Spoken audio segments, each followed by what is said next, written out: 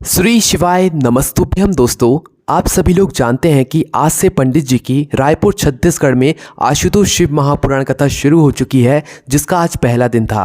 और आज पहले दिन की कथा में पंडित जी ने कई सारे विशेष उपाय और कई सारी विशेष बातें बताई हैं। तो आज की इस वीडियो में हम आपको आज की कथा की पूरी जानकारी देने वाले हैं। इसलिए अगर आप लोग आज की कथा की पूरी जानकारी लेना चाहते हैं तो इस वीडियो को ज़रूर देखिए। साथ ही में दोस्तों, 2023 नए साल का पहला प्रदोष व्रत जो कि 4 जनवरी 2023 को पड़ रहा है, इस दिन करने वाले आपको कुछ ऐसे विशेष उपाय भी हम आपको बताने वाले हैं जिससे कि आपकी नौकरी लग सकती है, आपके जीवन से दुख और समस्याएं जा सकती हैं, आपको धन की प्राप्ति भी हो सकती है। ठीक है, तो इस वीडियो को पूरा ज़रूर देखिए। सबसे पहले हम लोग बात कर लेते हैं आज की कथा के विशेष उपाय के बारे में, जो कि पंडित जी ने अपनी आज की आशुतोष शिव महापुराण कथा में बताए हैं। दोस्तों, सबसे पहले यहाँ पर पंडित जी ने जो है एक पत्र यहाँ पर निकाल कर पढ़ा था, जिस पत्र में पशुपति व्रत को लेकर कुछ बहुत ही विशेष सवाल लिखे हुए थे। 3 सवाल उसमें लिखे हुए थे, जिन 3 सवालों का जवाब अब आप लोग भी ज़रूर जानना चाहते होंगे। जिसमें से सबसे पहले पंडित जी ने बताया कि उस पत्र में यह लिखा हुआ था कि जब हम पशुपतिनाथ व्रत की पूजा करते हैं तो जो शाम की पूजन होती है, उस शाम की जो पूजन में हम 6 दीपक तैयार करते हैं, उन दीपक के अंदर हमें गोल बाती रखनी चाहिए कि लंबी बाती रखनी चाहिए, ऐसा सबसे पहला प्रश्न था। तो पंडित जी ने इसका जवाब देते हुए कहा कि देखिए, ये बात तो आप सभी लोग जानते हैं कि गोल बाती देवताओं को लगती है और लंबी बाती देवियों को लगती है। ठीक है, पर जिस स्थान पर देवी देवता एक साथ बैठे हुए हों, जहां पर देवियों का भी स्थान हो, तो उस स्थान पर आप गोल बाती भी लगा सकते हैं, लंबी बाती भी लगा सकते हैं, कोई दिक्कत नहीं है। तो अब जब आप लोग शिव जी के मंदिर जाते हैं तो शिवलिंग के ऊपर ही, शिवलिंग में ही शिव जी का पूरा परिवार जो है विराजित है, मतलब वहां पर माता पार्वती भी हैं, देवी भी हैं। ठीक है, तो अगर आप लोग चाहें तो पशुपतिनाथ के व्रत में शाम के समय जो 6 दीपक लगाते हैं, उनमें लंबी बाती भी रख सकते हैं, गोल बाती भी रख सकते हैं। यह बात पंडित जी ने अपनी आज की कथा में बताई है, कोई दिक्कत नहीं है, लंबी बाती भी रख सकते हैं आप लोग और गोल बाती भी रख सकते हैं, है ना। उसके बाद दोस्तों, जो दूसरा प्रश्न था वो भी पशुपतिनाथ के व्रत को लेकर ही था। वो प्रश्न ये था कि अगर हम शिव जी को कोई सामग्री चढ़ाते हैं, जैसे कि पशुपतिनाथ के व्रत में जो 5वां हमारा सोमवार होता है, उस दिन हमें उद्यापन करना होता है। ठीक है, उद्यापन के लिए हमें 108 कोई ऐसी सामग्री लेनी होती है जो कि हमें शिव जी पर समर्पित करनी होती है। ठीक है, उद्यापन के लिए तो वो 108 सामग्री हमें एक साथ समर्पित करनी चाहिए कि एक एक करके समर्पित करनी चाहिए। तो पंडित जी ने उदाहरण देते हुए समझाया कि देखिए, जैसे आप बेलपत्र लेकर आए हैं, ठीक है, आप बेलपत्र समर्पित कर रहे हैं 108, तो आपको 108 बेलपत्र एक एक करके ही समर्पित करना चाहिए, नियम के हिसाब से पंडित जी ने बताया। नियम हमारा यही कहता है, शास्त्र हमारे यही कहते हैं कि शिव जी को एक एक करके जो है सामग्री चढ़ाओ, एक एक करके पूजन सामग्री चढ़ाओ। जैसे कि एक बेलपत्र आपने चढ़ाई और श्री शिवाय नमस्तुभ्यम बोला, दूसरी चढ़ाई श्री शिवाय नमस्तुभ्यम बोला, ऐसे ही 108 बेलपत्र आप अलग अलग करके चढ़ाएंगे और श्री शिवाय नमस्तुभ्यम बोलकर चढ़ाएंगे, तो इसका जो फल आपको मिलेगा वो बहुत ही बड़ा होकर मिलेगा। ठीक है, और भगवान शिव जी भी आपसे प्रसन्न होंगे। और एक साथ भी चढ़ाते हैं तो भी दिक्कत कोई नहीं है, पर एक एक करके चढ़ाते हैं तो इसका फल सर्वश्रेष्ठ आपको मिलता है। उसके बाद दोस्तों, जो अगला उसमें प्रश्न लिखा हुआ था वो ये लिखा हुआ था कि जब भी हम नंदी के, मतलब हम मंदिर में दर्शन करते हैं शिव जी के, और शिव जी के दर्शन करने के बाद हम नंदी के कान में अपनी मनोकामना या अपनी मन की बात क्यों बोलते हैं, और इसी को लेकर पंडित जी ने एक बहुत बड़ा विशेष उपाय भी बताया है। तो सबसे पहले आप इसका जवाब सुन लीजिए, क्योंकि माता जी ने जो है अपने पत्र में 3 यहाँ पर जो है प्रश्न लिखे हुए थे, जिसका तीसरा प्रश्न यही है। ठीक है, तो पंडित जी ने जवाब देते हुए कहा कि जब हम मंदिर से जाते हैं तो हम अपने मन की बात नंदी बाबा के कानों में इसीलिए कहते हैं क्योंकि जो नंदी बाबा के कान में हम कहते हैं वो सीधे उनके दिल तक पहुंचता है। और नंदी बाबा के दिल में जो है यहाँ पर शिव जी बैठे हुए हैं, और नंदी बाबा का जो दिल रहता है और शिव जी का जो दिल रहता है, उनकी डोर एक ही जो है डोर से बंधी हुई होती है। जब आप नंदी बाबा के कानों में अपनी मन की बात कहते हैं तो उनकी बात सीधे उनके दिल तक पहुंचती है, और उनके दिल से सीधे शिव जी के दिल तक, मतलब शिव जी तक वो बात पहुंच जाती है। ठीक है, मतलब कि कहने का यह है कि नंदी बाबा के दिल में ही यहाँ पर शिव जी विराजित हैं। तो जब आप उनके कान में कुछ कहते हैं तो सीधे आपकी जो मन की बात है वो शिव जी के पास तक पहुंच जाती है, नंदी बाबा के दिल में पहुंच जाती है। ठीक है, तो ऐसी बात पंडित जी ने कही है। उसके बाद दोस्तों, पंडित जी ने एक बहुत ही विशेष उपाय बताया है कि अगर आप लोग शिव मंदिर जाते हो और अपनी मन की बात नहीं भी बोलते हो तो भी भगवान शिव तक आपकी मन की बात पहुंच जाएगी और आपके जीवन में जो दुख और समस्याएं चल रही होंगी वो समाप्त हो जाएंगी। तो पंडित जी ने क्या उपाय बताया है वो आप लोग सुन लीजिए। ठीक है, तो आप लोग प्रतिदिन मंदिर जाते हैं, शिव जी के मंदिर जाते हैं, पर आप लोग करते क्या है कि ज़्यादातर लोग शिव जी के मंदिर के दर्शन कर शिव जी पर 1 लोटा जल चढ़ाकर अपने घर वापस आ जाते हैं। पर आपको करना क्या चाहिए, सबसे पहले आप लोग 1 लोटा जल शिव जी के मंदिर में के अंदर प्रवेश करके शिव जी को समर्पित किया कीजिए। ठीक है, शिव जी के दर्शन किया कीजिए, श्री शिवाय नमस्तुभ्यम का जाप कर रहे तो हाथ जोड़कर वहां पर बैठकर थोड़ी देर जाप कीजिए।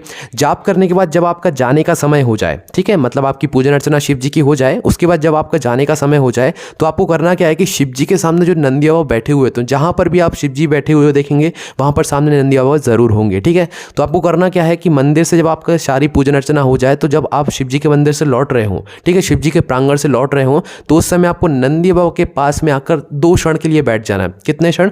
2 क्षण के लिए बैठना है नंदी बाबा के पास में। ऐसा नहीं बिल्कुल कान के पास में ही बैठ रहे हो, नहीं, हमें नंदी बाबा के कान में भी अभी कुछ नहीं बोलना है, बस आपको नंदी बाबा के पास में आकर बैठ जाना है। बैठ गए आप लोग। अब बैठने के बाद आपको नंदी बाबा के पास में आकर बैठकर आपको शिव जी को देखना है, ठीक है। शिव जी को जो है 2 क्षण के लिए निहारो, पर निहारो जरूर, है ना। कहने का मतलब है कि जब आप मंदिर से लौटें और नंदी बाबा के पास आकर बैठकर शिव जी को निहारते हैं, तो इससे आपको नंदी बाबा के कानों में भी कुछ बोलने की जरूरत नहीं है, अपने मन में भी कुछ सोचने या समझने की जरूरत नहीं है। भगवान शिव तक आपकी सारी मन की बात वैसे ही पहुंच जाएगी, ठीक है। अगर आप लोग इस उपाय को यहां पर कर लेते हैं, क्या करना है, बस अपनी पूजन करने के बाद 2 क्षण के लिए नंदी बाबा के पास आकर बैठना है। नंदी बाबा से भी कुछ नहीं बोलना है, बस नंदी बाबा के पास में आकर बैठना है और बैठने के बाद शिव जी को निहारना है, ठीक है। शिव जी को निहारना है, बस 2 क्षण निहारने के बाद आप अपने घर जा सकते हैं, ठीक है। उसके बाद दोस्तों यहीं पर एक छोटा सा विशेष उपाय और निकल कर आता है। इस उपाय को करने से भी आपके घर में सुख संपदा धन धान्य की कभी कमी नहीं होगी। तो यह उपाय भी आपको कब करना है, जब आप लोग की शिव जी की पूजन हो जाए और आप मंदिर से लौट रहे हो, ठीक है। तो वापस से आप लोगों को नंदी बाबा के पास आकर ही बैठ जाना है, ठीक है। मतलब अगर आप लोग पहले ही बैठ गए हैं तो बैठे रहिए, उसके बाद ही आपको यह उपाय करना है। तो नंदी बाबा के पास बैठकर आपको नंदी बाबा से बस मन ही मन बोलना है, ऐसे मुंह से अपने शब्दों को निकाल कर नहीं बोलना है, ना ही उनके कानों में बोलना है। बस नंदी बाबा की तरफ देखकर उनसे मन ही मन बोलना है कि हे नंदी बाबा, आप शिव जी को लेकर, माता पार्वती को लेकर रोज शाम को भ्रमण पर निकलते हो, पर आप कभी हमारे घर पर नहीं आते। तो आपको करना क्या है दोस्तों, आपको बस भगवान नंदी बाबा को से ये कहना है कि नंदी बाबा कृपा करके एक बार हमारे घर जरूर आना, क्योंकि आप रोज शाम को शंकर जी और माता पार्वती को भ्रमण पर लेकर निकलते हो, तो एक बार आज हमारे घर जरूर आ जाना। बस आपको ऐसी नंदी बाबा से विनती करनी है, भगवान से प्रार्थना करके आशीर्वाद लेकर अपने घर आ जाना है। इस काम को करने से निश्चित ही भगवान शिव और माता पार्वती शाम के समय प्रदोष काल में आपके घर जरूर आएंगे, और आपके घर में भी शाम के जो नियम है उनको आपको जरूर देखकर रखना है, ठीक है। नियमों की वीडियो हमने पहले बना दी, उन नियमों का आपको पालन करना है, तभी माता पार्वती शिव जी आपके घर में शाम के समय आएंगे, ठीक है। तो आपको ऐसा नंदी बाबा से बोलकर आना है। ये वो उपाय थे जो कि पंडित जी ने अपनी आज की कथा में यहाँ पर बता दिए थे, ठीक है। उसके बाद जो विशेष बात थी वो ये थी कि पंडित जी ने बताया कि अगर कोई पुरुष जाप कर रहा है ओम नमः शिवाय का, इस मंत्र का, तो वो जो शुरुआत होती है वो ओम नमः शिवाय से ही होती है, ठीक है। ओम नमः शिवाय, ओम नमः शिवाय, ओम नमः शिवाय, ओम नमः शिवाय, ठीक है। इस तरीके से अगर कोई जाप कर रहा है तो वो पुरुष कर सकता है। इसी स्थान पर अगर कोई स्त्री ओम नमः शिवाय का जाप कर रही है तो उसे ओम नमः शिवाय का जाप नहीं करना है, और ना ही ये सर्वश्रेष्ठ है, ना ही ये लिखा हुआ है, ठीक है। तो स्त्री जब कोई भी यहाँ पर मंत्र का जाप करती है, शिव जी के मंत्र का जाप करती है, तो नमः शिवाय ओम से यहाँ पर इस मंत्र का शुरुआत होता है। हालांकि बाद में वो ओम नमः शिवाय ही बन जाता है, पर स्त्रियाँ जब इस मंत्र का जाप करें तो उन्हें नमः शिवाय ओम से शुरुआत करनी है, फिर वो ओम नमः शिवाय, ओम नमः शिवाय अपने आप ही जुड़ जाएगा, ठीक है। पर शुरुआत नमः शिवाय ओम, नमः शिवाय ओम, नमः शिवाय ओम, नमः शिवाय ओम, नमः शिवाय ओम, उन्हें ऐसे करना है, ठीक है। यही यहाँ पर लिखा गया, पंडित जी ने यही बात बताई है। पुरुष ओम नमः शिवाय और स्त्रियां नमः शिवाय ओम का ही जाप करें, इससे आपको सर्वश्रेष्ठ फल देखने को मिलेगा, है ना। तो ये सब बातें जो है पंडित जी ने अपनी आज की कथा में बताई है। अब दोस्तों यहाँ पर आप सभी लोग जानते होंगे कि 2023 नए साल का पहला प्रदोष का व्रत 4 जनवरी 2023 को पड़ रहा है, और इसका महत्व बहुत बड़ा है। ये बहुत ही खास प्रदोष व्रत है, क्योंकि ये साल का पहला प्रदोष व्रत है। तो दोस्तों इस प्रदोष को किए जाने वाले हम आपको कुछ ऐसे विशेष उपाय को बता रहे हैं, जिस उपाय को करने से आपकी नौकरी लग सकती है, आप अपने इंटरव्यू में पास हो सकते हो, आपके जीवन में सुख और शांति आ सकती है, आप जो चाहें आपको वो सब कुछ मिल सकता है, ठीक है। तो दोस्तों आपको करना क्या है, सबसे पहले हम आपको जो उपाय बताने जा रहे हैं वो आपके जीवन से दुख और समस्याओं के लिए बताने जा रहे हैं। अगर आपके जीवन में बहुत दुख और समस्या है, भगवान शिव से अपनी मन की बात, अपनी दुख समस्याओं को बोलना चाहते हैं और उससे छुटकारा पाना चाहते हैं अपनी दुख और समस्या से, तो यह उपाय आपको क्या करना है, प्रदोष व्रत के दिन मतलब 4 जनवरी 2023 को शाम के समय प्रदोष काल में ही करना है। क्योंकि प्रदोष का व्रत एक ऐसा व्रत होता है जो कि भगवान शिव को बहुत प्रिय होता है, और प्रदोष व्रत के दिन का प्रदोष काल मतलब शाम के समय का जो वक्त होता है वो भगवान शिव जी का बहुत ही प्रिय वक्त होता है, ठीक है। तो करना क्या है दोस्तों, आपको शाम के समय ही इस दिन यह उपाय करना है। प्रदोष काल में एक कलश लेना है, ठीक है, एक कलश लेना है, उसमें उस कलश के अंदर आपको थोड़ा सा जल लेना है, ठीक है। उस कलश के अंदर थोड़ा सा जल लेने के बाद आपको उसके अंदर कुछ सामग्रियां डालनी है, जैसे कि एक बेलपत्र डालनी है, एक मिल जाए एक बेलपत्र डाल दो, अगर 5 बेलपत्र हो तो 5 भी डाल सकते हो, ठीक है। एक बेलपत्र डालकर, एक शमी पत्र डालकर, थोड़े से हरे मूंग के दाने, हरे मूंग के दाने वो दाल वाले नहीं होने चाहिए, वो पूरे गोल गोल होने चाहिए, ठीक है, बिल्कुल सैगे के सैगे जो होते हैं ना, वो पूरे कुछ हरे मूंग के दाने, भले 1 से 2 ले लो, पर कुछ हरे मूंग के दाने आपको डाल देना। बाद दोस्तों आखिरी में एक छोटा सा गुड़ का टुकड़ा लेना है आपको और वो भी उस कलश के अंदर डाल देना है। ठीक है, जल के अंदर जो आपने जल भरा हुआ है उसी के अंदर ये सभी सामग्रियां आपको डालना है। अब इस कलश को लेकर आपको इस साल के पहले प्रदोष व्रत जो कि 4 जनवरी 2023 को पड़ रहा है, इस दिन शाम के समय प्रदोष काल में पहुंच जाना है शिव जी के मंदिर में।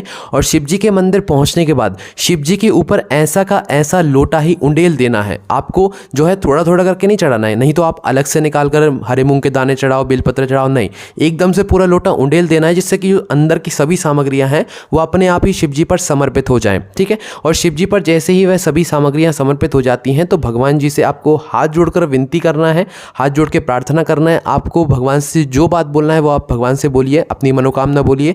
निश्चित ही आपकी जो भी दुख समस्या होगी, आपका काम कोई रुक रहा होगा, अटक रहा होगा, वो ज़रूर सफल हो जाएगा। पर इस उपाय को आप 2 से 3 प्रदोष या 5 प्रदोष तक करके देखिए, आप जिस मनोकामना के लिए करेंगे वह काम आपका ज़रूर पूर्ण होगा। उसके बाद दोस्तों, इस दिन आप लोग एक ऐसा विशेष उपाय कर सकते हैं जिस उपाय को करने से आपका जो व्यापार रहेगा, आपके घर में जो धन संपदा रहेगी वो बढ़ जाएगी। ठीक है, व्यापार भी आपका चलने लगेगा और आपके घर में अगर धन की समस्या होगी तो वो भी दूर हो जाएगी, घर में आपकी माता लक्ष्मी की कृपा हो जाएगी। ठीक है, तो इस उपाय में आपको ज़रूरत पड़ेगी 5 बेलपत्री की। कितनी? 5 बेलपत्री की, है ना। अब इन 5 बेलपत्री में से आपको 4 बेलपत्री पर तो पीला चंदन लगाना है, पूरे में पीला चंदन, मतलब बेलपत्री की जितनी पत्तियां होती हैं, बेलपत्री का जितना भाग होता है, मतलब उतने में पूरे में आपको क्या करना है कि पीला चंदन पूरे में लगा देना है ना। थोड़ा सा पीला चंदन लेकर उसे गीला कर कर पूरी बेलपत्री पर लगा दो। ठीक है, 5 में से 4 बेलपत्री पर आपको पूरी बेलपत्री पर जो है यहाँ पर पीला चंदन लगा देना है। एक जो बेलपत्री बची हुई होगी उस एक बेलपत्री पर आपको शुद्ध देसी गाय का घी लगाना है। क्या? शुद्ध देसी गाय का थोड़ा सा घी ले लो और पूरी बेलपत्री पर लगा देना है ना। अब लगाने के बाद जो घी वाली बेलपत्री है जिस पर आपने घी लगाया है, उस बेलपत्र को 2-2 बेलपत्री के बीच में कर दो। मतलब जो 4 बेलपत्री आपने पीले चंदन की ली हैं उन 2-2 का पहले अलग रख लो, 2 बेलपत्री आप चंदन की पहले रख लो, फिर उसके बाद जो तीसरी बेलपत्री आप रखोगे वो घी वाली बीच में रख दो, फिर उसके बाद जो 2 बेलपत्री आपकी रहेंगी वो पीले चंदन की उस घी वाली बेलपत्र के ऊपर रख दो। इस प्रकार से ये 5 बेलपत्री आपको जमा कर किसी एक छोटी सी कटोरी में या पात्र में रख लेना है।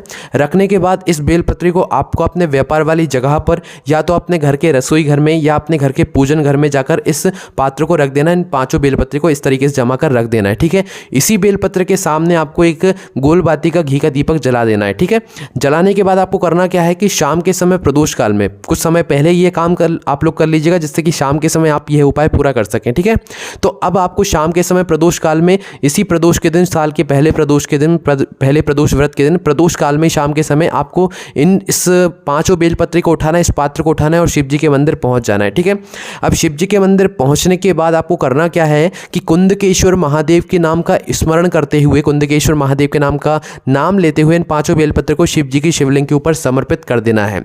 अब आप चाहें तो कुछ बोल भी सकते हैं, चाहे तो नहीं भी बोल सकते, क्योंकि इस उपाय को करने के बाद भगवान शिव स्वयं ही आपके जीवन से सारी दुख समस्याएं दूर करते हैं और आपके उनमें जो बातें चल रही होती हैं वो उन तक पहुंच जाती हैं और वो स्वयं ही उनका निराकरण कर देते हैं। जैसे कि आपके घर में धन की समस्या हो रही होगी तो वो ठीक हो जाएगी, कोई दुख समस्या चल रही होगी वो ठीक हो जाएगी, व्यापार सही चलने लगेगा, सब कुछ सही हो जाएगा। इस उपाय को आप 2 से 5 प्रदोष तक कर सकते हैं। ठीक है, 2 प्रदोष तो करना ही है और 5 प्रदोष भी कर सकते हैं। निश्चित ही आपको बहुत बड़ा फायदा देखने को यहाँ पर मिलेगा। उसके बाद दोस्तों, जो अगला हम आपको उपाय बताने जा रहे हैं वो नौकरी इंटरव्यू के लिए बताने जा रहे हैं। कोई व्यक्ति अगर नौकरी देने जा रहा है, इसका इंटरव्यू आने वाला है, वो चाहता है कि उसमें वो सफल हो जाए, तो उसके लिए आपको ये उपाय करना चाहिए। करना क्या है, आपको एक तांबे के लोटे में 11 बेलपत्र डालनी है और 11 सफ़ेद पुष्प डालने हैं जो कि शिव जी पर समर्पित होते हुए हैं। ठीक है, और लाल चंदन को घिसकर अपने साथ में रख लेना है, अपने हाथों से लाल चंदन को घिसना और अपने साथ रख लेना एक पात्र में। ठीक है, अब इन सभी सामग्रियों को लेकर आपको शिव जी के मंदिर पहुंच जाना है ना। शिव जी के मंदिर पहुंचने के बाद सबसे पहले आपको जो अपने साथ लाल चंदन लाए हैं, इस पूरे लाल चंदन को आपको शिव जी की जलाधारी पर पूरे में लगा देना है। ठीक है, शिव जी पर नहीं लगाना है, सिर्फ जो शिव जी की जलाधारी होती है उसमें पूरे में लाल चंदन आपको फेर देना है। उसके बाद जो आप एक कलश लेकर आए हैं, एक तांबे के पात्र में 11 बेलपत्र और 11 सफ़ेद फूल लेकर आए हैं, जिसमें आपने जल भी भरा हुआ है, जल के अंदर आपने ये सामग्री डाली हुई है। इस पात्र को आपको क्या करना है, शिव जी की शिवलिंग के ऊपर इस प्रकार से समर्पित करना है कि इस जल की धार आपको देखे, कि जब आप यह जल शिव जी के ऊपर चढ़ाएं तो इस जल की धार आपको दिखे, इस प्रकार से बस आपको जो है ये जल शिव जी पर चढ़ा देना है। चढ़ाने के बाद आपको अपने सीधे हाथ की हथेली लेना है और इसे जो है जलाधारी पर स्पर्श कराना है जहां पर आपने जो है लाल चंदन लपेटा हुआ है। ठीक है, स्पर्श करा लिया अपने हाथ को। अब इसी हाथ को आपको कहीं पर नहीं पहुंचना है, ऐसा का ऐसा ही हाथ आप लोग लेकर आ जाओ अपने घर के मुख्य द्वार पर और अपने मुख्य द्वार की दीवार पर या गेट पर इस हाथ को स्पर्श करा दो। ठीक है, क्योंकि दोस्तों जब आप इंटरव्यू या पेपर देने जाओगे या नौकरी के लिए जाओगे तो इसी गेट से होते हुए जाओगे, तो उस जगह को स्पर्श कर लेना, आपको भगवान शिव जी का आशीर्वाद प्राप्त हो जाएगा और आप उस काम में जरूर सफल होकर लौटेगे। ठीक है, तो ये नौकरी एग्जाम के लिए ये बहुत ही विशेष उपाय जरूर करके देखिएगा। साथ ही में दोस्तों अगर आप ज़्यादा कुछ नहीं कर पाए तो प्रदोष व्रत के दिन, इस साल के पहले प्रदोष व्रत के दिन प्रदोष काल में एक बेलपत्री अपनी मनोकामना को करते हुए जो व्यक्ति शिव जी पर चढ़ा देता है, निश्चित ही उसकी मनोकामना पूर्ण हो जाती है। तो दोस्तों यही सारे वो उपाय थे जो कि आप इस साल के पहले प्रदोष व्रत को कर सकते हैं। साथ ही में आज की कथा की पूरी जानकारी भी हमने आपको दे दी है, सारे उपाय और विशेष बातें बताई दी हैं। अब आपको कोई भी समस्या आती है तो आप हमसे कमेंट करके पूछ सकते हैं। और दोस्तों प्रतिदिन जो कथा की जानकारी होती है या जो भी विशेष उपाय और बातें होती हैं वो आप हमारी वेबसाइट भोलेनाथभक्ति.com पर जाकर भी पढ़ सकते हैं। वहाँ पर आप बैठकर आराम से पढ़ सकते हैं और अपनी जो भी समस्या है वो वहाँ पर कमेंट करके पूछ भी सकते हैं। आपको कोई भी समस्या आती है तो कमेंट करके पूछ सकते हैं। ओम नमः शिवाय, जय भोले बाबा, श्री शिवाय नमस्तुभ्यम।